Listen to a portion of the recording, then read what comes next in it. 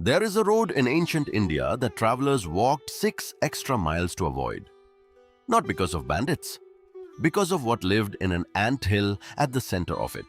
Something that killed with nothing but a look. One morning, a young ascetic heard every warning, thanked the men who gave it, and walked straight down that road anyway.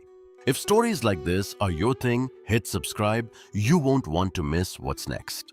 Outside the village of Vachala, there is one road nobody has walked in years. It is the short road.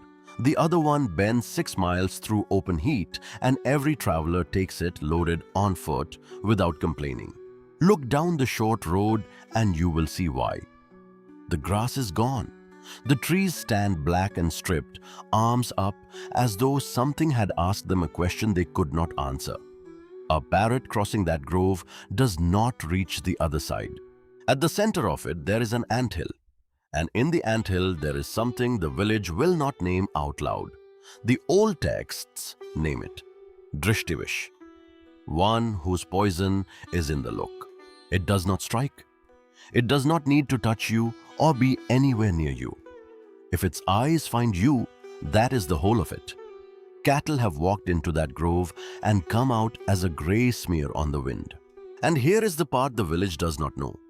It was a man once, a monk, 40 years of austerity, real austerity.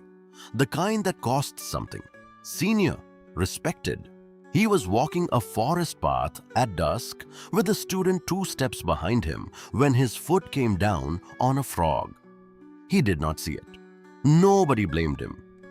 It was an accident, and the tradition has a place for accidents. You acknowledge it and you atone. The student said so, quietly, the way a student is supposed to. You should atone for this. The monk said nothing. That night the boy said it again, and 40 years came apart in about a second. The old man was moving before the sentence finished, going for the student in the dark to strike a boy for saying a true thing. He never got there. He ran full speed into a stone pillar in the passage. He died on the floor of his own monastery with the rage still unspent in his chest. Everything he had earned in 40 years, he kept. It bought him another birth. It did not buy him a different temper.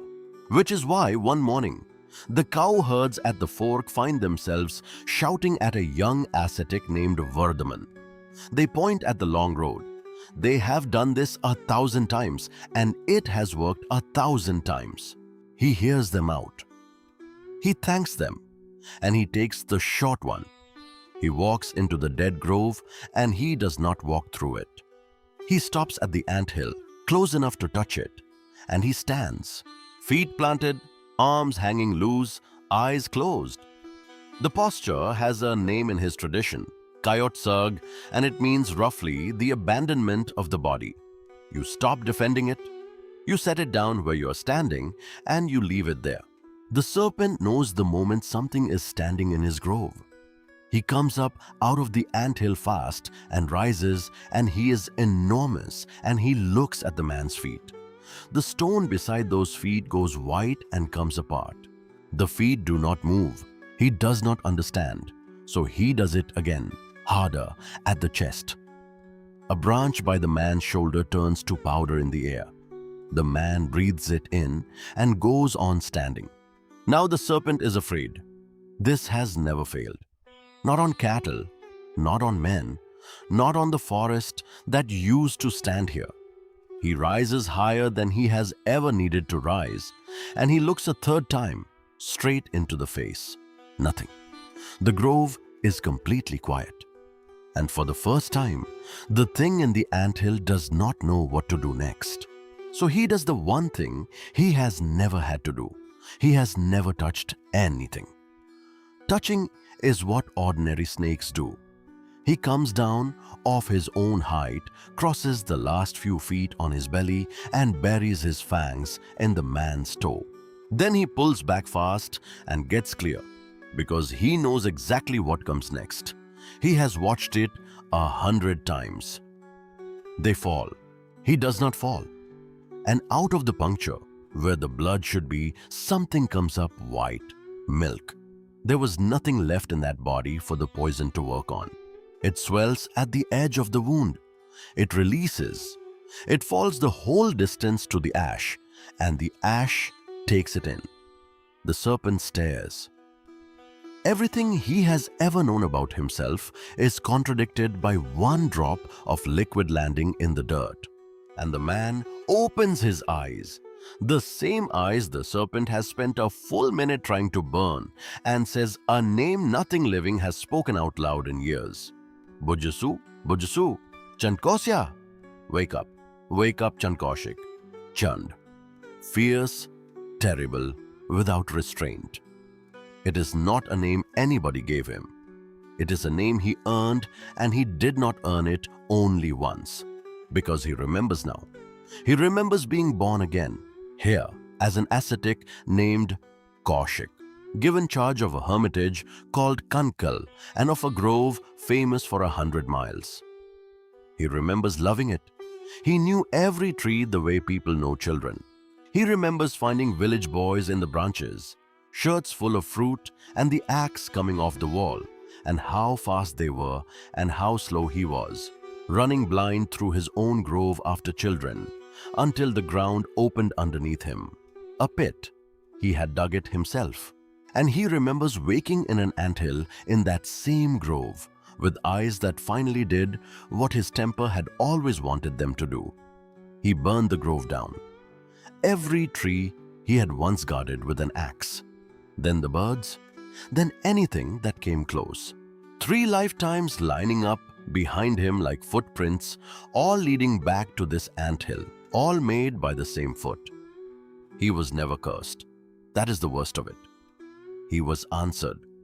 The hood comes down, all the way down, to the ground.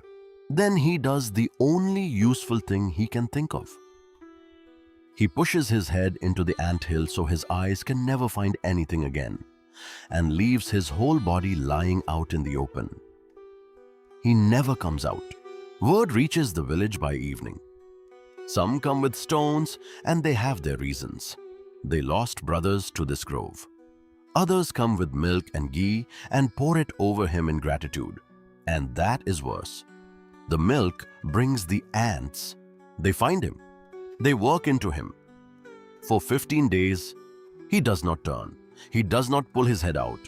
He, whose glance once took a forest down to ash, is eaten alive by insects, and never once, not on the first day, not on the last, lets the anger back in. The tradition holds that when he finally died on that open ground, those 15 days bought him what 40 years of austerity never had. He rose, not because he had been strong, because for the first time in 3 lifetimes, he had been still. The ascetic did not stay to watch. He walked out the far side and kept going. And in time, the world stopped calling him Vardman and started calling him Mahavir. But the road came back, grass first at the edges the following spring. Then the fruit trees, slowly, the way fruit trees do. Within a few years, there was a stretch of shade outside Vachala, where the grass grew high enough for cattle to disappear into it, on a road people used again because it was 6 miles shorter. Most never knew why it had been empty. They just took the short road, got home early, and thought nothing of it. If this story moved you, hit like, subscribe, and join us for more tales from Kathavana, stories that outlive time.